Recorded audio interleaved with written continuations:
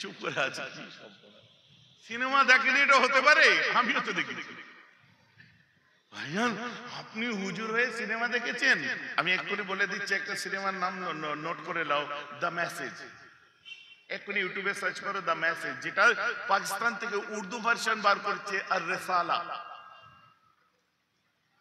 The মেসেজের মধ্যে একজন হলিউডের ডাইরেক্টর ইসলামকে নিয়ে এমন রিসার্চ করেছে, বদরের যুদ্ধকে নিয়ে এমন রিসার্চ করেছে, ওহদের যুদ্ধ নিয়ে এমন রিসার্চ করেছে, আল্লাহ রাসূল যে 50 জন সাহাবাকে একটা জায়গা ঘাঁটি ছাড়তে বারণ করেছিলেন, এত খুঁটিনাটি রিসার্চ করেছে। আমি দ্য মেসেজ যখন দেখি সঙ্গে সঙ্গে আমি অবাক হই, যেহেতু মৌলানাদের কান কেটে দেবে, কি পড়া পড়েছে যে একটা ছোট্ট একটা মানে সূক্ষ্ম সূক্ষ্ম বিষয়গুলো তাতে টাচ দিয়েছে।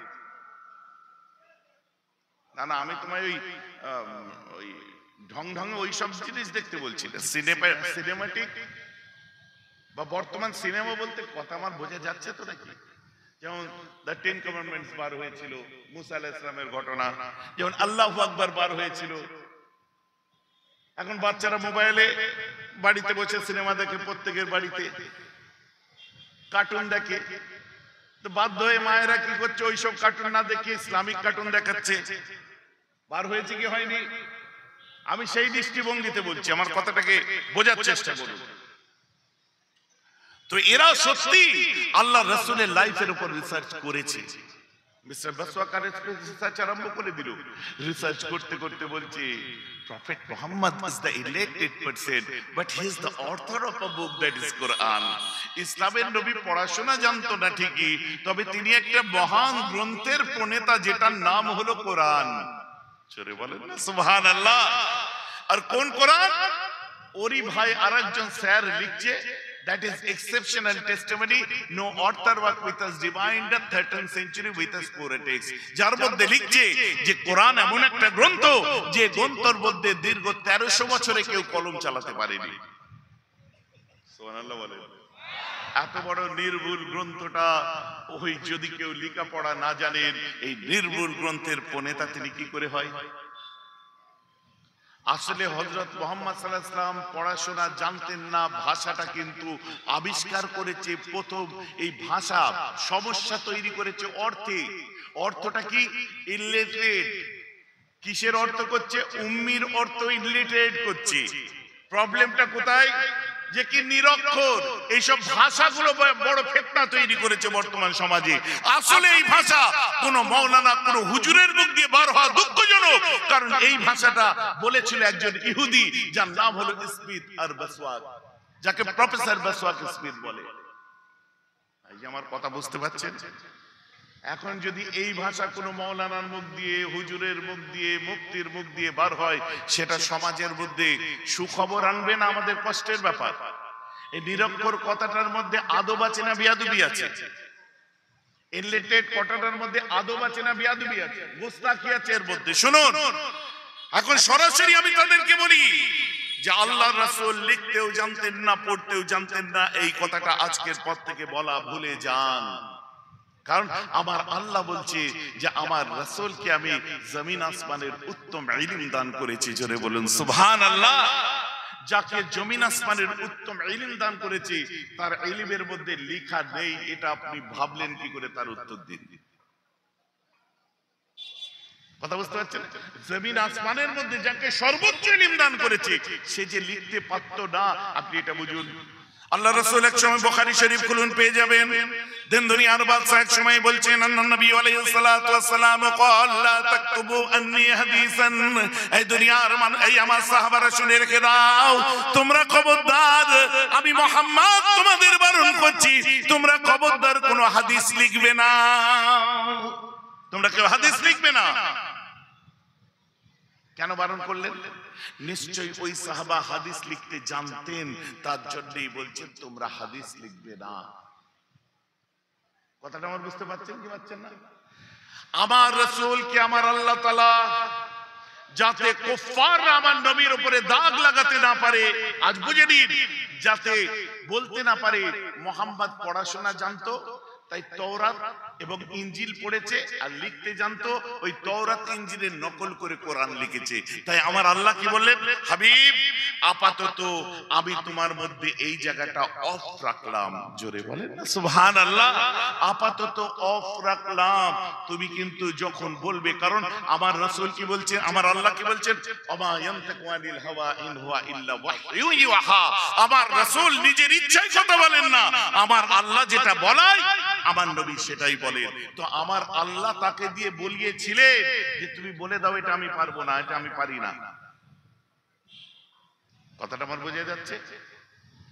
এটা ওয়াকিয়া শুনুন। আমার রাসূল দিন দুনিয়ার বাদশা, প্রথম যখন তার কাছে ওয়াহী এসেছিল, আমার রাসূল বলছে আমি হেরার চত্বরে ঘোরাঘুরি করছিলাম। হেরা গুহা, বুঝতে পারছেন না? হেরার চত্বরে আমি ঘোরাঘুরি করছিলাম। ঘুরতে ঘুরতে আমি হঠাৎ করে লক্ষ্য করে আমি ডান দিকে তাকালাম, দেখি কিছুই নাই। এরপরে বাঁ দিকে তাকালাম, কিছুই নাই। এরপরে যখন আমি মুখটা আসমানের দিকে তুলি, আমি দেখতে পাচ্ছি একটা কুরসির উপরে কেউ বসে আছে পা ঝুলিয়ে। হঠাৎ করে সেখান থেকে হঠাৎ করে জিবরাইল আসলো, এসে আমাকে বলছে ইকরা, পড়ো। এসে আমি তখন চমকে উঠেছি, আমি জানি না শুনি না। আমি বললাম মা আনা বিকারিন। তখন আমাকে বুকে করে চাপ দিতে আরম্ভ করে, এরপরে আমাকে বলে পড়ো। আমি বললাম পারি না। আমি আবার বুকে করে চাপ দেয়। এরপরে 3 বার চাপ দেওয়ার পরে ওই কুরসির উপর থেকে একটা লাল রঙের রেশমি কাপড়, রেশমি রুমাল, রেশমি কাপড় নেমে আসে। সেটা দেখে আমাকে জিবরাইল বলছে ওটা দেখে পড়ুন। আমার রাসূল ওটা দেখলেন, ওতে সোনালী অক্ষরে লেখা ছিল ইকরা বিসমি রাব্বিকাল্লাযী খালাক। আমার রাসূল সোনালী রঙের লেখা লাল রেশমি কাপড়ে ওই কুরসি থেকে ঝুলছে। আমার রাসূল দেখছেন আর পড়ছেন। ওরে মৌলবীর দল, হুজুরের দল, ইহুদিদের কাছে মালখোরের দল, তোদের আমি জবাব দিতে চাই, আমার রাসূল যদি পড়তে না জানতেন ওই রুমালে কি লেখা আছে, আমার রাসূল পড়ে কি করে শোনালেন? আগে তার জবাব দে। বক্তব্য বোঝা যাচ্ছে তো নাকি? যদি নাই জানতেন বিসমিল্লাহর মিম কেমন হবে, আমার নবী কি করে শিখিয়ে দিলেন। সিন কিরকম হবে, কাঠি দিয়ে দাগ দিয়ে আমার রাসূল কি করে দেখিয়ে দিলেন। যদি লিখতে না পারতেন, বুখারীর riwayat খুলুন। এটা নিয়ে মাথার মধ্যে অনেক কিছু কদিন ধরে ডিস্টার্ব চলছে। কোন ক্ষেত্রে আমাকে একটু রুকা হয়েছে, তাই আমি একটু রুকে গেছি। এর আগে আরো ডিসপারেট বলছিলাম, কারণ রাসূলের শান যেখানে খাটো করার কেউ চেষ্টা করবে, আমার রাসূল বলে, আমার আল্লাহ বলে দিয়েছেন, আমরা তার উপর আমল করি যে তুমি ততক্ষণ পর্যন্ত মুমিন নয়, লা ইউমিনু আহাদুকুম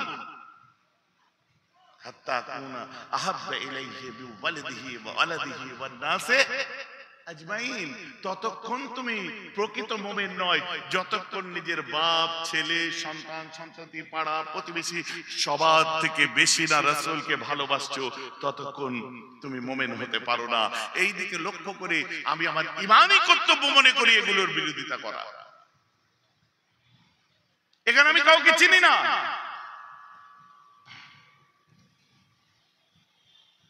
আর এইসব কথাবার্তাগুলো বলা মানে সমাজে ফিতনার দ্বারকে উন্মোচন করা।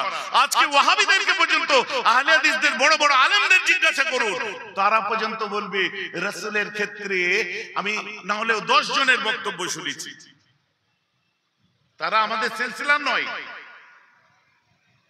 তারা মুকাল্লিদিন নয়, গায়রে মুকাল্লিদিন, তারা পর্যন্ত বলছে রাসূলের ক্ষেত্রে নিরক্ষর ভাষাটা ব্যবহার করা বেয়াদবি। আমাদের আদব তো আরো বেশি চরম পর্যায়ে যাওয়া দরকার।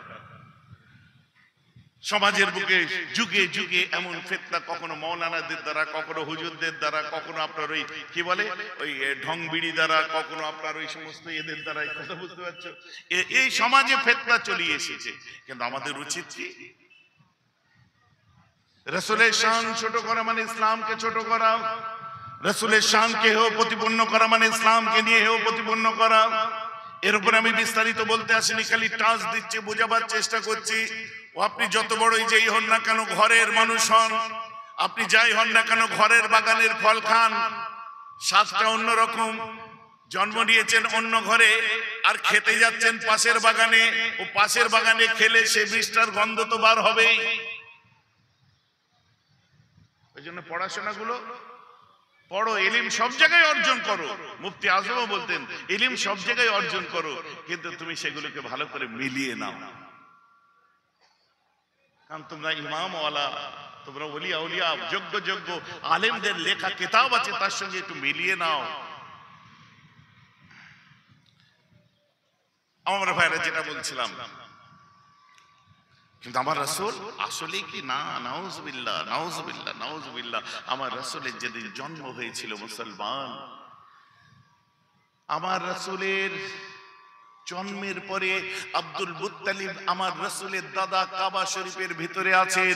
হঠাৎ তিনি লক্ষ্য করলেন কাবা ঘরের ভেতরে যত বুতগুলো, যত মূর্তিগুলো সব মাথা উপর করে সিজদায় পড়ে গেছে। অবাক হয়ে গেছে, কি হলো, এমন হলো কেন? হঠাৎ ওখান থেকে বার হয়ে আসলেন, বার হয়ে এসে সাফা মারওয়া পাহাড় দেখতে পাই। যারা হজ করেছেন, উমরা করেছেন, নিশ্চয় সাফা মারওয়া সাই করেছেন। একটা কথা বললে তো একটুখানি চমকে উঠবেন, সাফা মারওয়া কাবার দিকে দেখে দৌড়তে হয়। আল্লাহ সকলকে উমরা করার তৌফিক দান করুক, জোরে বলুন আমিন। হজ করার তৌফিক দিক, বলুন আমিন। আপনারা কি জানেন, ওই সাফা পাহাড়ে একটা মূর্তি আর মারওয়া পাহাড়ে একটা মূর্তি ছিল। দুটো পাহাড়ে দুটো মূর্তি, একজনের নাম হচ্ছে ইসহাক, আরেকজনের নাম হলো নায়েলা।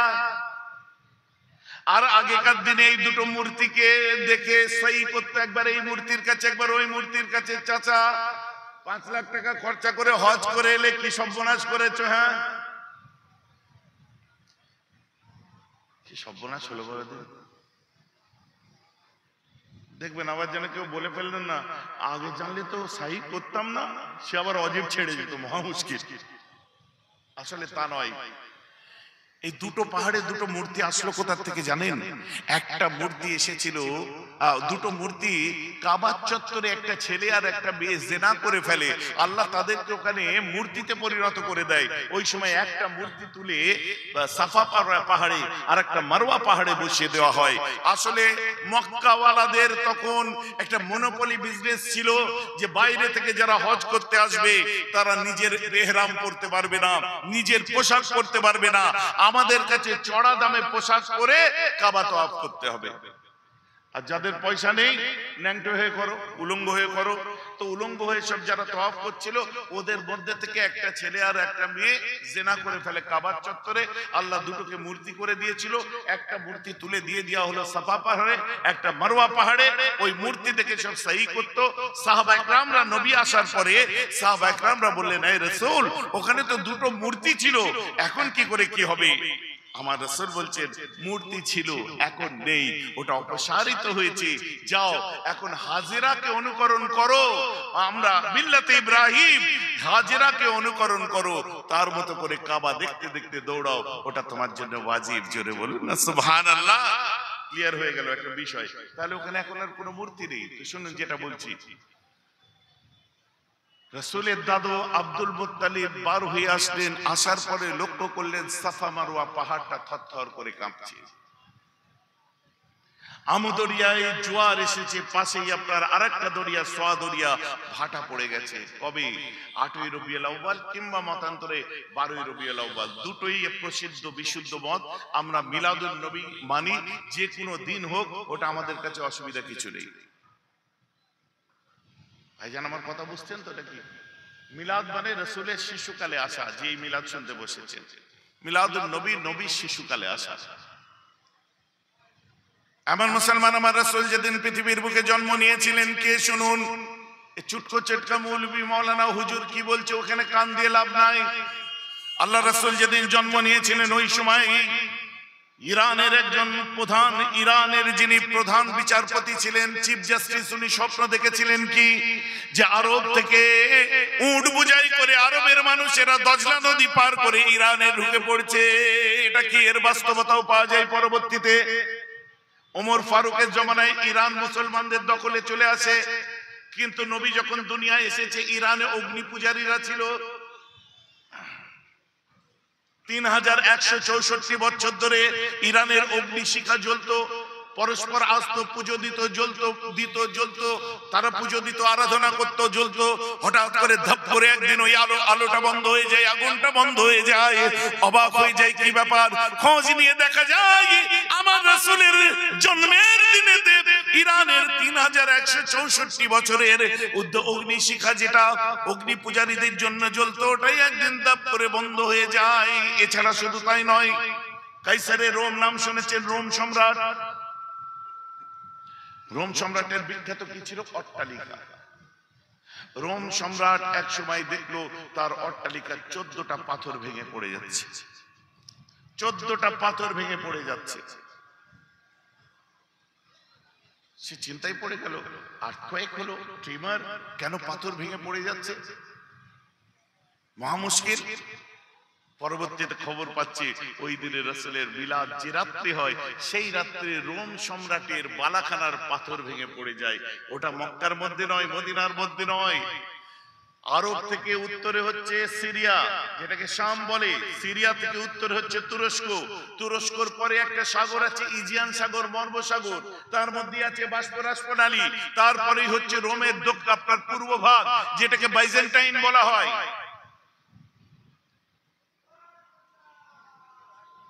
অনেকের মাথার কহাত উপর দিয়ে যাবে, আল্লাহর কিরাই বুঝতে পারছি না, কিন্তু ইসলামের ইতিহাস বুঝতে হবে তো নাকি? শোনা অভ্যাস। নবী দিবসের সময় আসবো, হাসান হোসেনের গল্প শুনবো, আপনার বড় পীর সাহেবের জলসায় আসবো, খাজা বাবার গল্প হবে, এইভাবে আমরা সিলসিলায় ফুরফুরার মানুষ তো নাকি? এখন যদি আমি জিজ্ঞাসা করি সিলসিলায় ফুরফুরা কি, আপনারা অনেকে বলতেই পারবেন না। হচ্ছে দাদা হুজুর কেবলা জিন্দাবাদ। মহা মুশকিল কাণ্ড। दादा हुजूर का दामन नहीं छोड़ेंगे। अबे छोड़ना बात की बात है यारो, पहले पकड़ो तो सही। ধরেই নি, বলছি নেই ছোড়েঙ্গে। আরে আগে ধরবে, তারপরে বলবি ছাড়বো না। কথা আমি ভুল বলছি নাকি? দাদা হুজুরের সিলসিলা কি? ওইটা মিলাদ করা, কিয়াম করা, আমরা আজানে হাত করে, ওইটা সিলসিলা। ওটা আমি যদি না করি তাহলে দাদা হুজুরের সিলসিলার বাইরে। কি মহা মুশকিল। আরে বোঝাতে, আপনাদেরকে তবলিগ জিজ্ঞেস করে না, যারা তবলিগ করে, ফুরফুরা সিলসিলা কি সারা পৃথিবীতে আছে? আমাদের দেখো সারা পৃথিবীতে আছে, বলে না? এর উত্তর কি দেন? মহা মুশকিল কাণ্ড। এখন আপনারা যদি গতানুগতিক হুজুর নিয়ে চালিয়ে দেন, ওতে কিয়ামত পর্যন্ত আপনি না বুঝে মরে যাবেন, আপনার ছেলেরাও না বুঝে মরে যাবে। এখন আপনি বোঝেন না বোঝেন, আমি যদি না বলি তো আল্লাহর কাছে ধরা পড়বো। কথাটা বুঝতে পারছেন তো? আরে সিলসিলায় ফুরফুরা সারা পৃথিবীতে নেই, রাইট? খাঁটি কথা একদম। কারণ ফুরফুরা সারা পৃথিবীতে থাকবে কোথার থেকে? ওটা ভারতবর্ষের পশ্চিমবঙ্গের হুগলি জেলার জাঙ্গিপাড়া ব্লকের একটা গ্রামের নাম ফুরফুরা। ওটা 24 পরগনায় আছে? নেই। এটা ভৌগোলিক চিত্র ধরে একটা ব্র্যান্ডিং করা হয়েছে ফুরফুরা সিলসিলা। আচ্ছা, আপনারা একটু কথা বলেন, এটা বিখ্যাত এক কথায় যে সহিহ হাদিসের কিতাবের নাম মাথায় এসছে বলে ফেলেন, বলেন। সহিহ বুখারী। এই সহিহ বুখারী বলে আদৌ কোনো কিতাব আছে? না ভাইজান, ওই যে উপরে লেখা থাকে সহিহুল বুখারী, ওটা ব্র্যান্ডিং করা হয়েছে। ওটা লিখেছে কি? তার নাম কি? সহিহ বুখারী কে লিখেছে? হ্যাঁ, ইমাম বুখারী। এই ইমাম বুখারী বলে কোন ইমাম সহিহ বুখারী বলে গ্রন্থ কি আদৌ লিখেছে? ওটা পাবলিক বলবে, ওটা মোবাইল মলি সাহেবরা বলবে, আর ওটা বুঝাবার জন্য আমরা বলবো। কারণ ইমাম বুখারী বলে কোনো মানুষ নেই। কারণ ইমাম বুখারীর আব্বা তার জন্মের পরে তাকে আকিকা দিয়ে একটা নাম রেখেছিলেন, অর্থাৎ বোখারায় জন্ম হয়েছিল বলে তাই তাকে ইমাম বুখারী বলা হয়। ওটা উজবেকিস্তানের সমরকন্দ বলে একটা শহর, বোখারা বলে একটা শহর, এই বোখারায় জন্মেছিলেন, তাই জন্য তাকে ইমাম বুখারী বলে। এ কোথাকার হুজুর? আমি ফুরফুরা হুজুর। আমি দেখতে মোটা, তা বলে কি আমি পুরো গ্রামটা? আমার গ্রামের নাম কেন? আমার আব্বা আমার আকিকা দেয়নি, আমার নাম রাখে দিই বা কায়দে, এত লম্বা আমার নাম। আবু দাজানা আশিকে ইকবাল মোহাম্মদ বেহরাবউদ্দিন সিদ্দিকী আল কুরাইশি, এত বড় আমার নাম, আকিকা দিয়ে একদম বাকায়দা নাম রাখা হয়েছে। মনে আছে কি বললাম নাম আমার? কি নাম বললাম মনে আছে? একটু বেশি লম্বা হয়ে গেছে। তাহলে এখন ইমাম বুখারীর নাম কি করে মনে থাকবে? মেহরাব সিদ্দিকী এই ফেমাস, মেহরাব হুজুর এই ফেমাস, কিন্তু আমার আকিকা দিয়া নাম তো ওইটা। আর যারা ঘুরছে, কোথায় গেছবি, কালকে জিজ্ঞেস করবে কুটুমবাড়ি গেছিলাম, বলে কেন, কোথায় কুটুমবাড়ি, বলে চুটকিয়া, বলে হঠাৎ মিলাদ ছিল তাই গেছিলাম, আমার বোন ননদের বিয়ে হয়েছে ওখানে গেছিলাম। আচ্ছা গুড।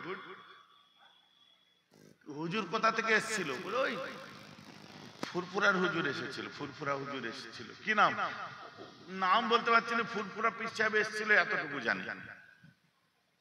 আমি ফুরফুরা পীর সাহেব, আমি কোথায় গ্রাম, আমার টেরিটরির মধ্যে আমি আছি, টেরিটরি মানে ম্যাপ টেরিটরি এগুলো বলে তো নাকি, ওই টেরিটরির মধ্যে আমি আছি না, ওটা আমার পরিচয়, ব্র্যান্ডিং করা হয়েছে, একটা ফেমাস গ্রাম হয়ে গেছে সেটা। কেন? ওখানে একটা ফেমাস মানুষ জন্মেছিল যাকে বঙ্গপুত্র আবু বকর বলা হয়, বলুন না সুবহানাল্লাহ। গ্রামটা ফেমাস হয়ে গেছে। দুনিয়ায় কত আবু জাফর আছে, কিন্তু মাদ্রাসার নাম আবু জাফরিয়া, কারণ এই আবু জাফরিয়া বলতে কি বোঝেন, মেজ হুজুর কেবলা, তাই তো। শুনুন, আপনারা একজনের নাম বলি শুনুন, আবু আব্দুল্লাহ মোহাম্মদ ইসমাইল, আবু আব্দুল্লাহ মোহাম্মদ ইবনে ইসমাইল একজন বিখ্যাত মানুষ ছিলেন। নাম শুনেছেন কোনদিন? শুনেননি? শুনেছেন? শুনেননি? এক্ষুনি বুঝতে পারবেন। আবু আব্দুল্লাহ মোহাম্মদ ইবনে ইসমাইল বুখারী, এর বোঝা গেছে কার কথা বললাম? ইমাম বুখারীর কথা বললাম আমি এতক্ষণে। একটা কিতাবের নাম বলি শুনুন, একটা মজার কথা বলে বলি তবে ভালো লাগবে। হুট করে আমার ঘরে একটা মৌলী সাহেব ঢুকে গেছে, বুঝলেন? মৌলী সাহেব না, ওই মোবাইল হুজুর এখন বার হয়েছে না, মোবাইলে কত নাম্বার হাদিসে আছে, হাদিস নাম্বার। আসসালামু আলাইকুম মা সাহেব। আমি ওয়ালাইকুম আসসালাম। কে রে? ওরা তাড়াতাড়ি ঢুকে এসে বলে বাইরে চলো। আমি না, থাকতে দাও, আপনার কাছে আমার একটা প্রশ্ন ছিল, বসবো? বসে সোফা এরকম করে বসে পড়লো, করি প্রশ্নটা। হ্যাঁ করেন না। আপনাদের এই হানাফিদের মেয়েরা এত থাকতে মেয়েদের দিকে নজর কেন? না না, প্রশ্নটা করতে দিন। হানাফিদের মেয়ে একদম বলবে না। না, আপনাদের এই হানাফিদের বউরা, ফের হানাফিদের বউ বেটি, ভালো কথা নেই মুখে না, আমার কথাটা বলি আমি, বলো। খালি মেয়ে, বউ, বেটি, বোন, এইসব। ছেলে নেই, একটা ছেলে নেই। না, প্রশ্নটা করি আপনাকে, আমি করুন। বলছি আপনাদের হানাফিদের মেয়েরা আল্লাহু আকবার বলে এই যে দু হাত স্তনের উপর বাঁধে, আমি কোথায় বাঁধে, কোথায় বাঁধে? এইখানে বাঁধে। কি বললে একটু আগে? এই স্তনের উপর বাঁধে। আচ্ছা, অসভ্য, চোখ খারাপ লোক, নজর খারাপ। বলো কি হয়েছে? না, এটা কত নম্বর হাদিসে আছে সহিহ বুখারী? বলি মোবাইল ধরেছে, বুঝলেন? বলুন তো সহিহ বুখারীর কত নম্বরে আছে?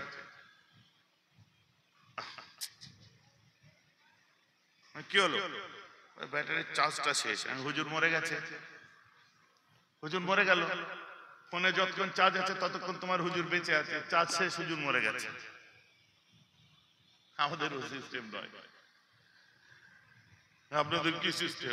আমার সঙ্গে সম্পর্ক পীরাল্লামা নুরউদ্দিনের, তার সঙ্গে সম্পর্ক মুফতি আজম আবু জাফর সিদ্দিকী, তার সঙ্গে সম্পর্ক মুজাদ্দিদ জামান দাদা হুজুরের, তার সঙ্গে সম্পর্ক সাসুফি ফাতে আলী ওয়াইসি, তার সঙ্গে সম্পর্ক নূর মোহাম্মদ নিজামপুরি, তার সঙ্গে সম্পর্ক সৈয়দ আহমদ বেল্লভী, তার সঙ্গে তবকা বা মুসলসল সম্পর্ক মাসুম রব্বানী, তার সঙ্গে সম্পর্ক মুজাদ্দিদ আল-ফিসানি, এদিক দিয়ে চলে যান আব্দুল্লাহ বানারস, আব্দুল্লাহ মুহাদ্দিস দেলভী, শাহ ওলিউল্লাহ মুহাদ্দিস দেলভী, তাদের সঙ্গে সম্পর্ক যে থেকে হযরতে নাসিরউদ্দিন চিরাগ দিল্লি, তার সঙ্গে সম্পর্ক হচ্ছে খাজা নিজামউদ্দিন আউলিয়া, তার সঙ্গে সমসাময়িক হচ্ছে কুতুবউদ্দিন বখতিয়ার কাকি, এদের দুজনের সঙ্গে সম্পর্ক হচ্ছে হযরতে খাজা মঈনুদ্দিন চিশতি রহমাতুল্লাহ রহমাতুল্লাহ আলাইহি, তার সঙ্গে সম্পর্ক হযরত উসমান হারুনের দিক দিয়ে চলে যান ইব্রাহিম আদম বন্নৌরি, হযরত বাহাউদ্দিন নকশবন্দি তার সঙ্গে সম্পর্ক, খাজা বাকি বিল্লাহ হয়ে চলে যান সোজা হযরত আব্দুর রাজ্জাক, তার সঙ্গে সম্পর্ক আব্দুর রাজ্জাকের সম্পর্ক তার আব্বা বড় পীর আব্দুল কাদের আল জিলানীর সঙ্গে তার সম্পর্ক, তার আব্বা আবু সালেহ মুসা জঙ্গির সঙ্গে তার সঙ্গে সম্পর্ক, ইমাম রাজির সঙ্গে তার সঙ্গে সম্পর্ক, ইমাম জুনায়দের সাথে তার সঙ্গে সম্পর্ক হচ্ছে হযরত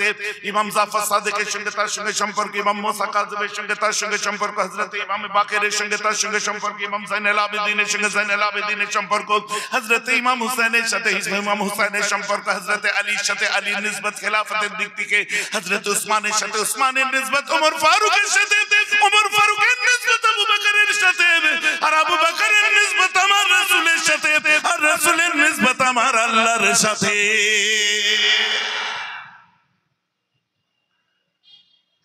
বোঝা গেল কিছু? কি আমি এটাকে বাংলায় বলে ছিকল, উর্দুতে বলে জঞ্জির, ইংলিশে বলে চেন, আর আরবিতে বলে সিলসিলাতুন। জোরে বলেন না সুবহানাল্লাহ। এই যে পাগলের মতো বলে পুরপুরা সিলসিলা, তো নবী সিলসিলা কয়, কানা কথা করে এদিকে এসে কোথায় ঠেকছে আর ওদিকে যে কোথায় যাচ্ছে, জিনজিরের মুখ দেখ, শিকলের মুখ এদিকে কোথায় আর ওদিকে কোথায় দেখ, মাসলা হল গোবর বার করে বুদ্ধি নিয়ে দেখলেই তো হয়।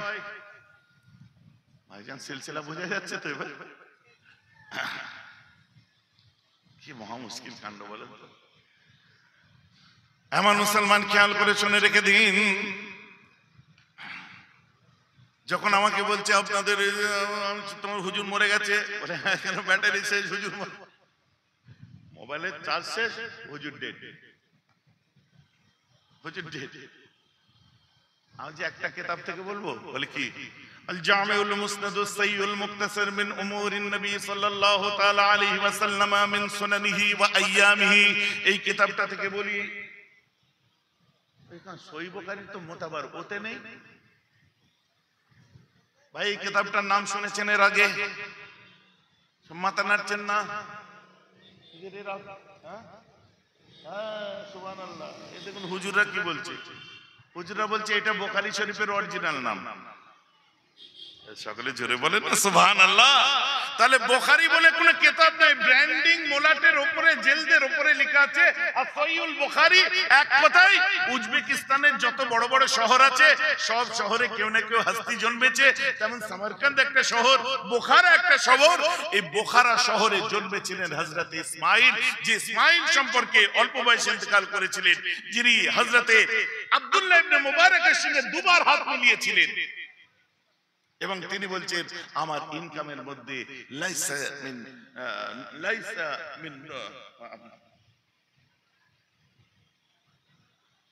লাইসা বিনুকতাতিন মিন হারামিন আও বিশুবহাতিন, আমার ইনকামের মধ্যে চুল পরিমাণ বিন্দু পরিমাণ কোনো সন্দেহ নেই। তার বাড়িতে জন্মেছিলেন, তার নাম হচ্ছে আবু আব্দুল্লাহ মুহাম্মদ। বলেন না সুবহানাল্লাহ। জন্মেছিল কোথায়? বোখারায়, তাই বলা হয়েছে বুখারী। তাই জন্য বলে ইমাম বুখারী, তাই জন্য বলে বোখারায় কিতাবটা বার হয়েছিল, তাই ওটাকে বলা হয় বুখারী শরীফ। আসল নাম এত লম্বা। ও বলছে আমি যখন লম্বা করে বললাম নামটা, পুরোটা যখন শুনলাম, আল জামিউল মুসনাদুস সাইয়ুল মুক্তাসার মিন উমুরিন নবী সাল্লাল্লাহু তাআলা আলাইহি ওয়াসাল্লাম ওয়া সুনানিহি ওয়া আইয়ামিহি, আই মিন সুনানিহি ওয়া আইয়ামিহি, যখন বলি সহিহ বুখারীতে নেই, আমি যে আক্কেলের দুশমন, এই সহিহ বুখারীর অরিজিনাল নামই হলো এইটা।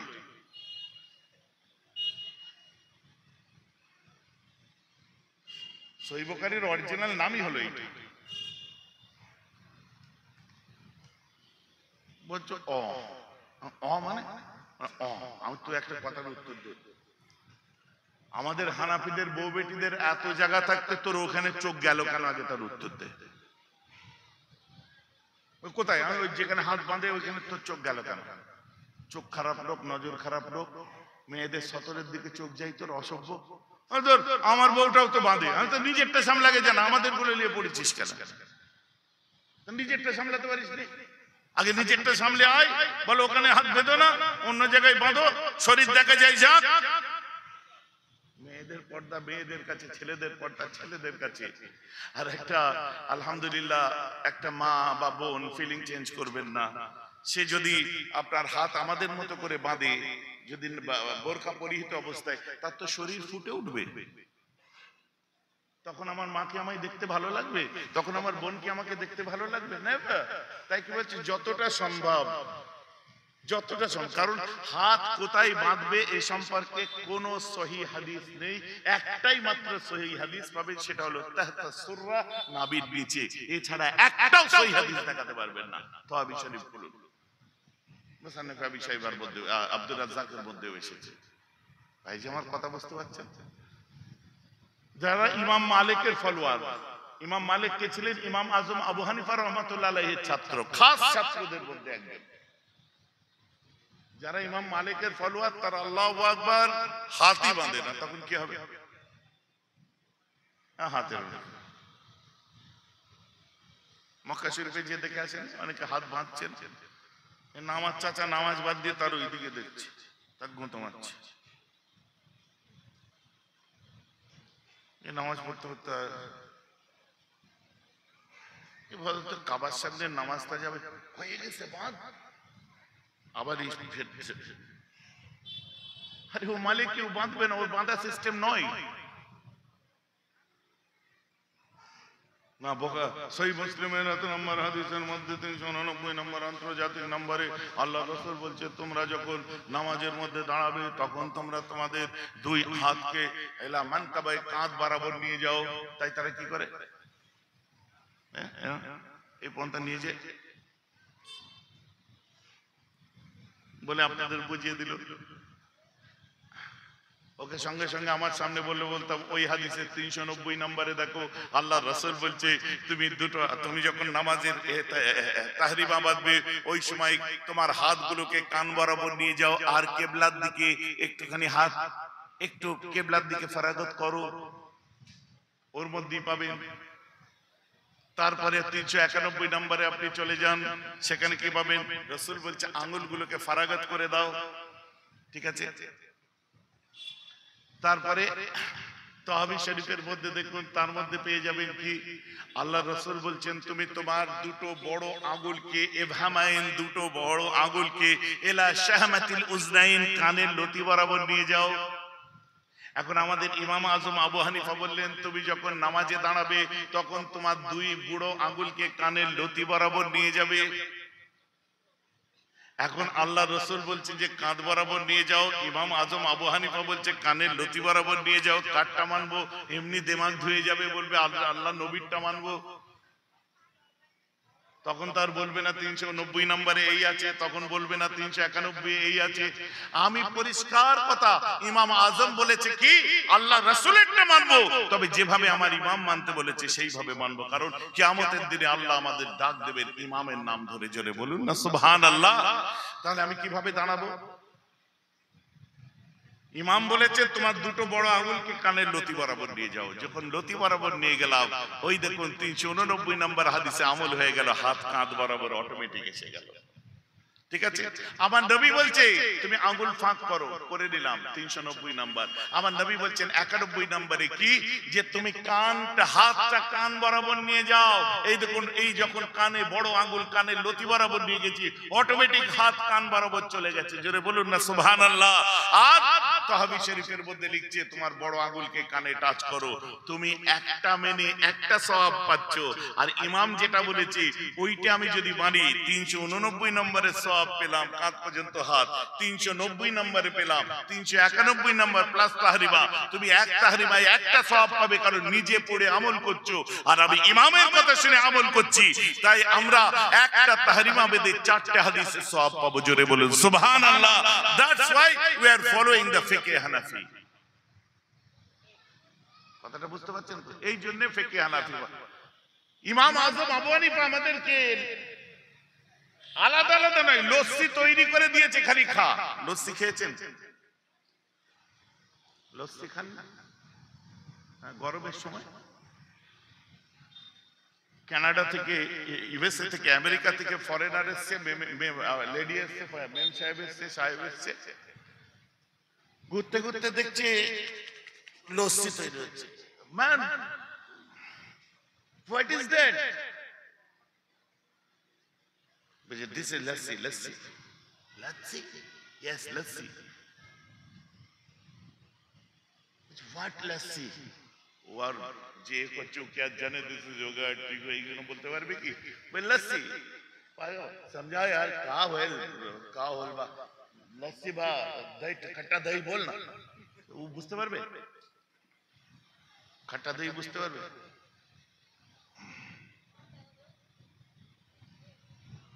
কি করে ফরেনার বলছে ওকে মেক দ্যাট, বলছে পুটিং খट्टा দই what hadir, oh this is cat, yes putting cat, then 1 spoon this oh sugar, okay ওতে চিনি দেখলে সবাই চিনতে পারে সুগার, হ্যাঁ 1 spoon sugar, then কালি মির্চ, oh black pepper, okay then little bit black pepper, then little synthetic scent, okay then putting ice, pure জান ঠান্ডা, খাইয়ে জান ঠান্ডা করে দিয়েছে। ও কি করেছে, বাজারে ঘুরে ঘুরে টক দই কিনেছে, চিনি কিনেছে, গোলমরিচের গুঁড়ো কিনেছে, সব কিছু কিনে 5 স্টার হোটেলে চলে গেছে। মেমকে বলছে, মেম সাহেবকে বলছে হানি I will make lassi here right now. Okay. Come on, do it first. ও বসেছে, বসে একটা পাত্রের মধ্যে দই দিয়েছে, চিনি দিয়েছে, সেন্ট একটু দিয়েছে, ব্ল্যাক পেপার দিয়েছে, হালকা বরফ দিয়েছে। যে ওর মাথায় নেই যে ওই যে ঘুটনিটা ছিল, ঘুটনি কেনা হয় না, ঘুটবে কি করে? তখন টিভিতে বাবা রামদেবের চ্যানেল চলছিল, পেটে গুড়গুড় করে না, গুড়গুড় করে একটা রামদেবের চ্যানেল আছে, রামদেবের চ্যানেল চলছিল। ও দেখে মেম বলছে honey see that particular set, ওই তাকিয়ে দেখেছে উপর দিকে, বলছে what is that? That baba doing some yoga, okay you can try it. ও কি করেছে, দই টক দই বই সব গিলে দিয়ে পেটে বের এরকম করছে। What are you doing, honey? বলছে মেকিং লাসি ইনসাইড মাই বেলি, পেটের মধ্যে আমি এখন লস্যি তৈরি করছি, বুঝতে পেরেছেন? আমার আলাদা করে দই লাগবে না, নিজে পড়ে আমল লাগবে না, ইমাম আজম আবু হানিফা তৈরি করে দিয়েছে, সেটা মেনে চলো, খাঁটি জিনিসটা পেয়ে যাবে। বলুন না সুবহানাল্লাহ। কথাটা আমার বোঝা গেছে না যায়নি? আলাদা আলাদা করে কতক্ষণ নেব? ওইভাবে যদি আপনি নেন, আল্লাহ রাসূল বুখারী সহিহ হাদিসের মধ্যে বলছেন, বুখারী খুলুন, তারকুল উযু মিম্মা মাসাতাহুন নার, উযু করে যদি গরম জিনিসে হাত দাও তোমার উযু নষ্ট হয়ে যাবে। এখন উযু করে গরম চা খাওয়া যাবে? বুখারীর হাদিস। ওই জন্য চা দাওনি, ওই জন্য চা দাওনি, ফের দিতে হবে। দাঁড়া হাদিসটা শেষ পর্যন্ত এখন বুঝিয়ে বলে ওই হুজুর গরম চা খাওয়া যাবে না বলতে, দেবে না, শুনে যান। এখন আপনি আল্লাহ রাসূল বলেছে পরিষ্কার হয়ে গেছে, মানুন গরম ভাত গরম চা গরম কিছু খাওয়া যাবে না, কারণ আমার রাসূল বলছেন তারকুল উযু মিম্মা মাসাতাহুন নার, কিছুই খাওয়া যাবে না।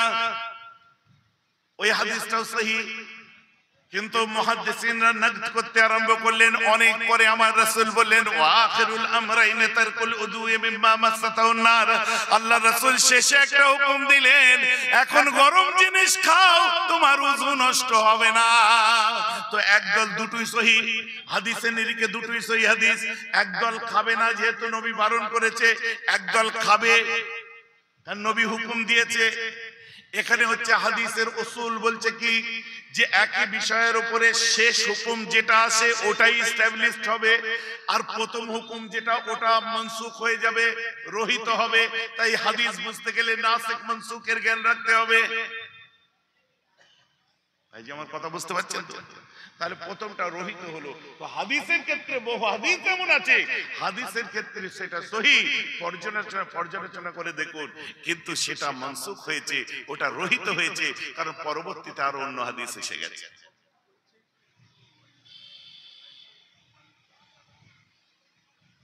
একটু আগে সানাউল্লাহকে দিয়ে চুষে দিয়েছে, তাও যাবে।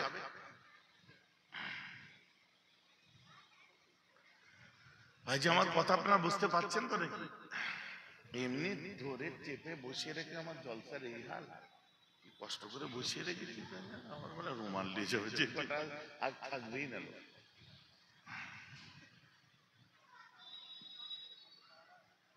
ভাইজান আমার কথা বুঝতে অসুবিধা হচ্ছে আপনাদের? কেন এই আলোচনাগুলো মাথায় রাখুন আপনি। তো ফুরফুরা সিলসিলা সারা পৃথিবীতে নেই। যেমন বুখারী শরীফের অরিজিনাল নাম আছে, তো ফুরফুরা সিলসিলার অরিজিনাল নাম আছে। ফুরফুরা সিলসিলা সেই আকীদার নাম যে আকীদা সারা পৃথিবীতে ৯৭% মুসলমান মেনে চলে। ওই আকীদা দাদা হুজুর এখানে প্রচার করেছিলেন। সেই আকীদাটার এখানকার ব্র্যান্ড নেম হচ্ছে ফুরফুরা সিলসিলা।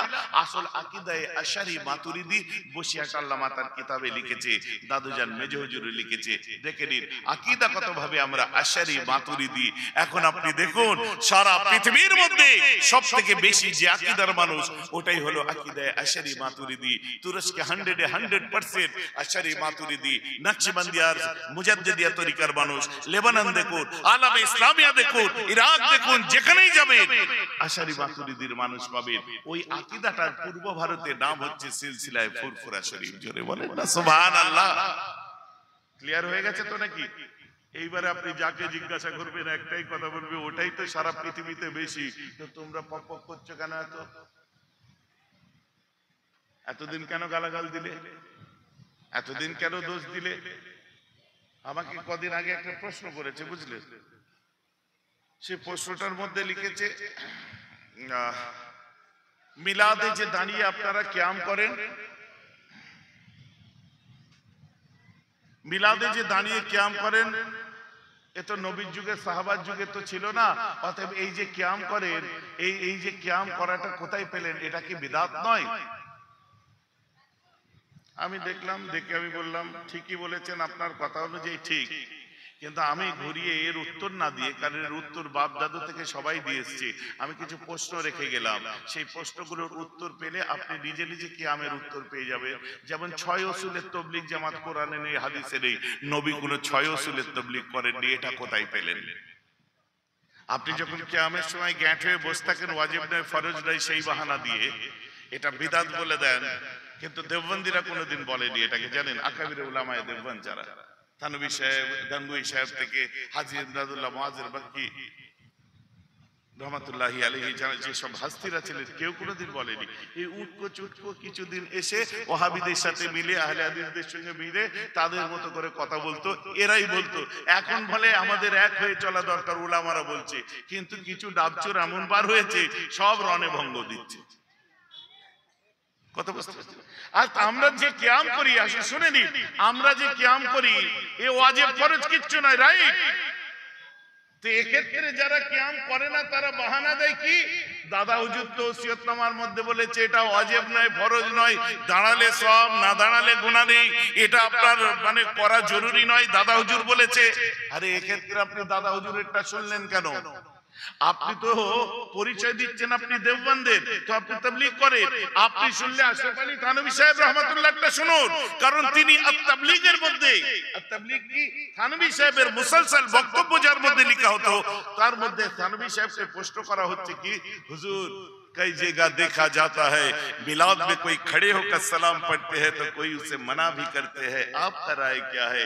थानवी साहब उत्तर दिচ্ছেন কি জানেন? বলছে মিয়া मैं देवबंदी अशरफ अली कह रहा हूँ, फुरफुरा वाले नहीं, बल्कि मैं देवबंदी अशरफ अली कह रहा हूँ, सिर्फ मिलाद में क्यों, जब रिज़अत के बयान हो तब भी खड़ा हो जाओ, जब मेराज के बयान हो तब भी खड़ा हो जाओ, जब नाते रसूल पढ़ना तो खड़े होकर पढ़ना, यहाँ तक कि लफ्ज़ मोहम्मद के नाम आते वक्त खड़ा हो जाना, और मिलाद में तो गा बगा खड़े हो सकते, कौन मना करेगा? बोलुन ना सुभान अल्लाह। যদি না বুঝতে পারেন আমার সঙ্গে বসুন, সচককে আত-তাবলীগ পত্রিকা 47 থেকে 52 আমার কাছে রাখা আছে, কালেকশন করে দেখিয়ে দেবো, আমার দাদু বইও লিখেছে তার উপরে।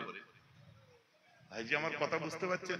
এখন দাদা হুজুর বারণ করেছে বলে তুমি উঠছো না, থানভী সাহেব বলছেন নবীর নাম মুখে এলেই দাঁড়িয়ে পড়ো, তো তুমি এক্ষেত্রে ফুরফুরার সঙ্গে পীড়িত করে নিজেরটাকে তালাক দিলে কেন? আগে তার জবাব দাও। ভাইজান আমার কথা বুঝতে অসুবিধা হচ্ছে, এক্ষেত্রে তুমি তোমারটা শুনতে পারতে। আরে আমাদের তো বলাই আছে যেখানে দাঁড়িয়ে সালাম পড়ার রসম নেই, তুমি কোনো একটা জায়গায় গেছো, যে দাঁড়াচ্ছে না ওইখানে যে পাকামো করে তোমায় দাঁড়াতেও হবে না। আর যেখানে যা দাঁড়াবার পরিস্থিতি আছে, পরিবেশ আছে, সবাই দাঁড়ালে তুমি দাঁড়াও, অসুবিধা নেই।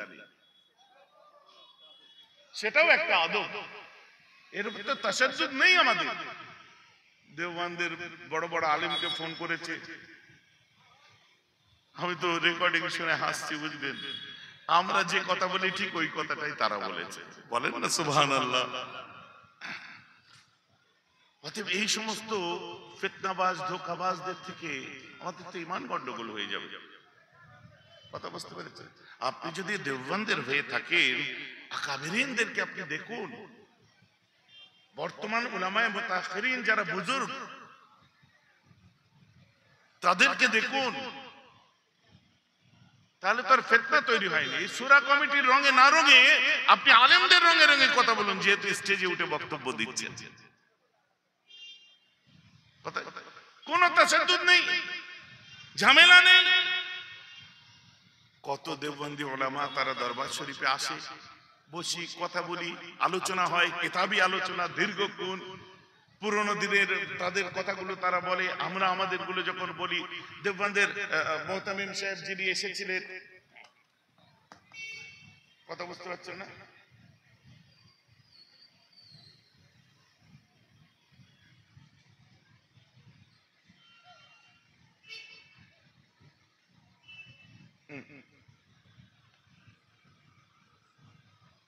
দেখছেন, দেখতে পাচ্ছেন? দেওবন্দ মাদ্রাসার মুহতামিম সাহেব, এই দেখুন, কথা বুঝতে পারছেন?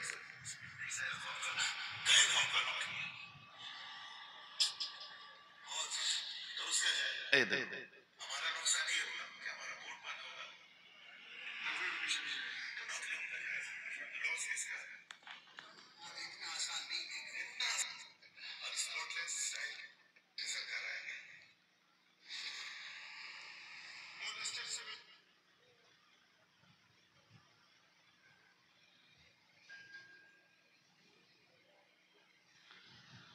কথা বুঝতে পারছেন?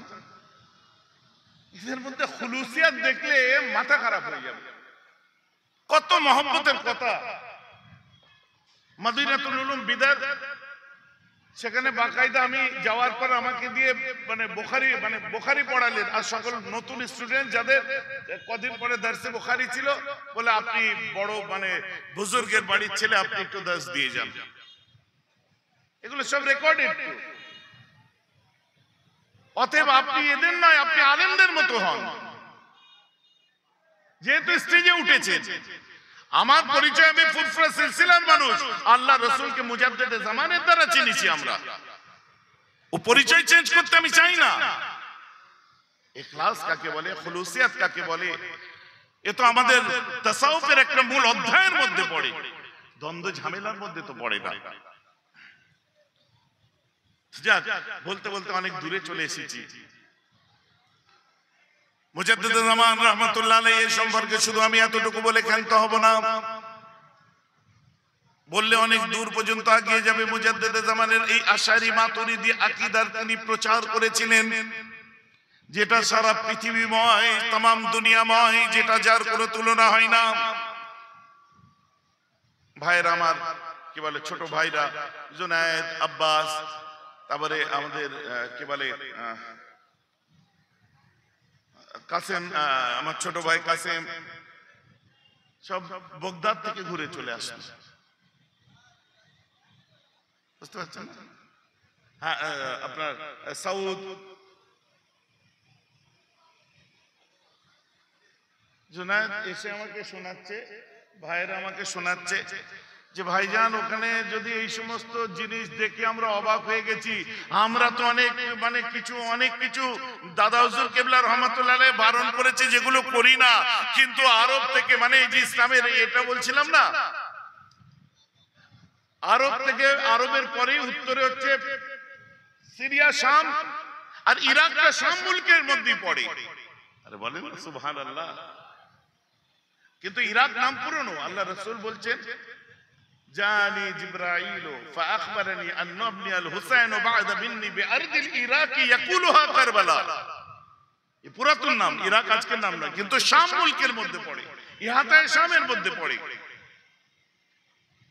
শামের পরে যেটা এখন নাম সিরিয়া, তারপরে হচ্ছে তুরস্ক, তারপরে ইজিয়ান সাগর, মানব সাগর, তার মধ্যে বাস্পরাস প্রণালী, তারপরে হচ্ছে রোমের আপনার পূর্ব প্রান্ত, যেটাকে বাইজেন্টাইন বলা হয়, বাইজেন্টাইন রোম, বা যেটাকে আমাদের ভাষায় কুস্তুনতুনিয়া বলা হয়। রাসূল পাক বলেছে কুস্তুনতুনিয়ার যুদ্ধে যারা শরীক হবে জান্নাতের সুখবর আছে, যেটাকে কুস্তুনতুনিয়া বলা হয়, কনস্টান্টিনোপল যেটাকে বলা হয়, যেটা পরবর্তীতে এই 14টা পাথর যে ভেঙে পড়েছিল, স্বপ্ন দেখে আপনারা হঠাৎ দেখলো যে রোমের সম্রাটের বিশাল অট্টালিকার 14টা পাথর ভেঙে পড়েছিল। পরবর্তীতে ওই বাদশা যে দেখলো যে বালাখানা তৈরি করেছিল, তার 14টা বাদশার পরে 1453 বা 51 হিজরিতে অটোমান সাম্রাজ্যের সম্রাট দ্বিতীয় মোহাম্মদ ইস্তাম্বুল জয় করেছিলেন এবং হায়া সোফিয়াকে মসজিদ করেছিলেন। জোরে বলুন সুবহানাল্লাহ। কখন? নবী জন্মেছেন জন্মাবার বহু পূর্বে, বহু পরে। হায়া সোফিয়া নিয়ে আবার আরম্ভ হতে চলেছে, দেখবেন এই যেটা ওয়েস্টার্ন ওয়ার্ল্ড দিয়ে বাইতুল মুকাদ্দাস চলছে, পরে হায়া সোফিয়া। এমন মুসলমান, শুধু আমি কেন বলতে চাইছি একটু বোঝার চেষ্টা করুন। আল্লাহ রাসূলের শান যখন সব খাটো করার জন্য লাপাচ্ছে, মৌলী সাহেব হয়েছে, মাথায় টুপি, মুখে দাড়ি লাগিয়ে দিয়ে অহংকারে টকবক করে ফুটছে, নামে তাল পুকুর ঘটি ডোবে না, কথাবার্তায় যেগুলো বুঝতে পারা যায়, লোকের শেখানো কথা বলা, লোকের শেখানো মতন পড়ে পড়ে পড়ে পড়ে সেগুলোকে উচ্চারণ করে সুন্দর করে শোনানো, আর কিছু নেই ভাড়ে। রাসূলের শানে কোন কথাটা বেয়াদবি, একটা কমন সেন্স নেই। এমন মুসলমান, শুধু তাই নয়, আল্লাহ রাসূলের যখন দুনিয়ার জমিনেতে জন্ম হয়েছিল, এটা ছিল একটা বড় বিষয়। জমিন থরথর করে কাঁপে, আসমান থরথর করে কাঁপে। জমিন আনন্দ করে, আসমান আনন্দ করে। জমিনকে জিজ্ঞাসা করা হয় কি করছো? জমিন বলে আমি তো খুশি করছি। কিসের খুশি? বলছে মেরে সিনে মে কদম রাখনে ওয়ালা আজ মুঝে মেরা আহমদ মিল গয়া। আমার বুকে পা দিয়া মোহাম্মদ পেয়ে গেছি, আজ আমি আমার আহমদকে পেয়েছি। आसमां भी झूमने लगी। क्या बात है? आसमां ने कहा मैं तो खुशी मना रहा हूँ। किस बात की? मेरे सीने को चीरते हुए अर्श पे जाने वाला मुझे मेरा मोहम्मद मिल गया। बोले ना सुभान अल्लाह। ज़मीन बोली क्यों ना खुशी मनाओ, मुझे मेरा अहमद मिल गया। आसमां ने कहा मुझे मेरा मोहम्मद मिल गया। वलियों ने कहा मुझे रब का नजारा मिल गया। यतीमों ने कहा मुझे सहारा मिल गया। बेवाओं ने कहा मुझे आसरा मिल गया। भटकने वालों ने कहा मुझे हिदायत का सितारा मिल गया। खाना बदोस ने कहा मुझे मकाम मिल गया। नमाज बोली मुझे तकद्दुस मिल गया। अत्तहियात ने कहा अस्सलाम अलैका या नबी मिल गया। आशिकों ने कहा मुझे माशूक मिल गया। मुहिब्बों ने कहा मुझे महबूब मिल गया। आलिमों ने कहा मुझे इल्म मिल गया। अंधेरों ने कहा मुझे उजाला मिल गया। चांद ने कहा मुझे चांदनी मिल गया। सूरज ने कहा मुझे रोशनी मिल गया। नबियों ने कहा मुझे इमाम मिल गया। और तमाम उम्मत ने कहा मोहम्मद मिली तो हमें हमारा शफात मिल गया। রাসূল এসেছে, যে যার পাওনার প্রাপ্তি স্বীকার করেছে। রাসূলের শানকে বাড়ানো মানে নিজের শান বাড়া, আর অন্য কিছুই নয়। যাই হোক, দেখতে দেখতে আপনাদের কাছে 1.5 ঘন্টা থাকার কথা, একদম কাটায় কাটায় 10:30 আমি এখানে ঢুকেছিলাম, একদম কাটায় কাটায়, কারণ টাইমের ব্যাপারটা আমি খুব মাথায় রাখি। 29 গাড়ি ব্যাক করে লাগিয়েছি 30, তো মনে হয় আমার টাইম শেষ হয়ে গেছে, তাই না? এরাও ঠিক আমার টাইমে এসে এখানে বসে আছে, দাঁড়িয়েছে, দাঁড়িয়ে বলছে একটুখানি চেঁচে দিলে, কি বলে, কি বললে, রুমাল দিল। আপনারা রুমাল দিচ্ছে, একটু কিছু দেন তো, আমিও কিছু দিয়ে শরীক হই, বুঝলেন? এলে রুমাল দেন। ও রুমাল দিউনি, আবার পয়সা লেগে ঘাড়ে দেবে, ঘাড়ে ঘা হবে। দাও দাও দাও, ঘা হবে না, দাও। যদি পকেটে কিছু থাকে, আল্লাহ রাসূলের ঘরে সবাই মিলে একটু দিয়ে শরীক হন। এখন আপনাদের কাছ থেকে আমি বিদায় নিচ্ছি, আমার জন্য দোয়া করবেন। প্রায় 12:30 হতে চললো, তাই তো নাকি? ঠিক আছে, আবার ইনশাআল্লাহ আল্লাহ মওকা দিলে কোনো দিন আসবো, এসে আলোচনা করা যাবে। আমার ভাইদের সঙ্গে অনেকদিন পর দেখা হচ্ছে, মাঝে মধ্যে দেখা সাক্ষাৎ হয়। আসলে কি বলেন তো, ফুরফুরা শরীফে গেলে আমার বেরোনো হয় না, বাইরে আমি খুব একটা বেরোই না।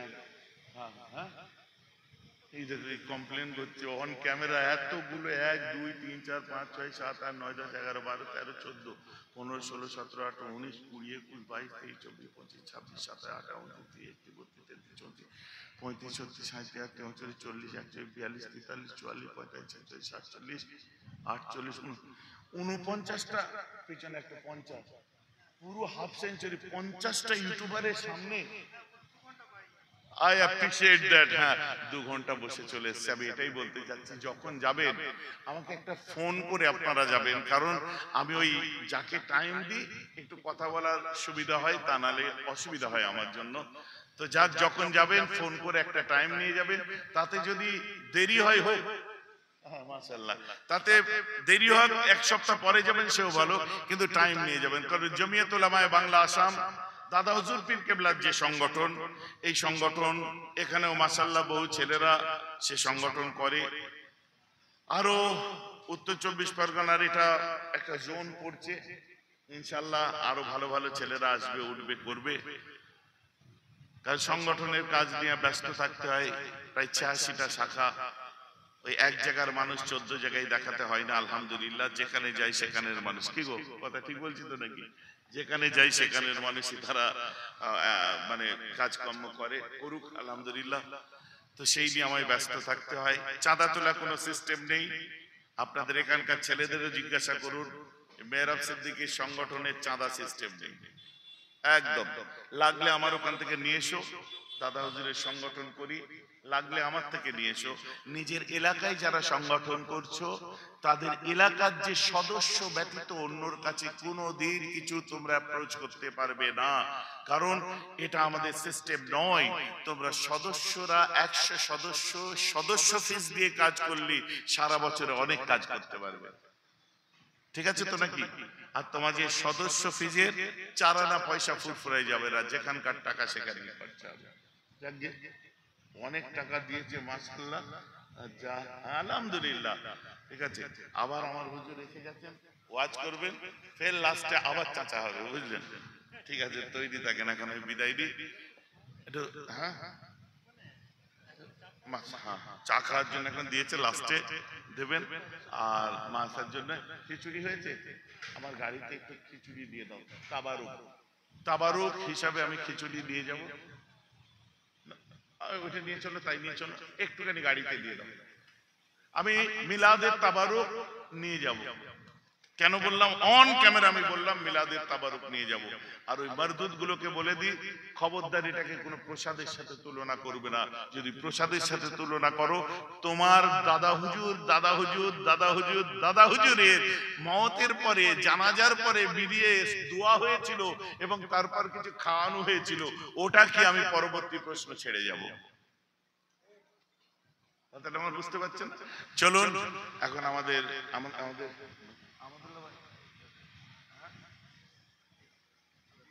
রবিউল ভাই আমাদের এসে গেছে, রবিউল ইসলাম ভাই আমাদের এইদিকেই বাড়ি, বুঝলেন, পাশেই বাড়ি। মাশাআল্লাহ, খুব সুন্দর ওয়াজ নসিহত করেন, বড় মহব্বতের মানুষ আমাদের। আল্লাহ ওদের হায়াত দারাজ করুক। আমার জন্য দোয়া করবেন, আপনাদের জন্য দোয়া করি। কারণ আপনাদের, আমি জানি না আমি ঠিক বলছি কিনা, কোন সময় হয়তো এই মাদ্রাসার জলসায় এসে আপনাদের বলে গেছিলাম, আব্বা ইন্তেকালের আগে কি বলে গেছিলেন, যে আমাদের মুরিদরা, মনে আছে তো নাকি? এই জলসাই সম্ভবত। হ্যাঁ হ্যাঁ হ্যাঁ, তো সেই সম্পর্ক আপনাদের সঙ্গে ভালোবাসুন, দিল দিয়ে, মন দিয়ে। পয়সা দিয়ে বাঁচতে যাবেন না, ফকির হয়ে যাবেন। কারণ হাতির থেকে বড় পেট হচ্ছে ওদের, আমাদের না। কথা বুঝতে পারছেন? হ্যাঁ, দাদু বলতেন, আব্বাও বলতেন, মহব্বত করো দিল দিয়ে, মন দিয়ে। পয়সা দিয়ে মহব্বত মাপতে যেও না। হাদিয়া নেওয়া দেওয়া সুন্নাত, আমি এর বিরুদ্ধে নয়, কিন্তু শুধু নেবো দেবো না, ওটার বিরুদ্ধে আমি। কথাটা বুঝতে পারছেন? চলেন দরুদ শরীফ পড়েন। আল্লাহুম্মা সাল্লি আলা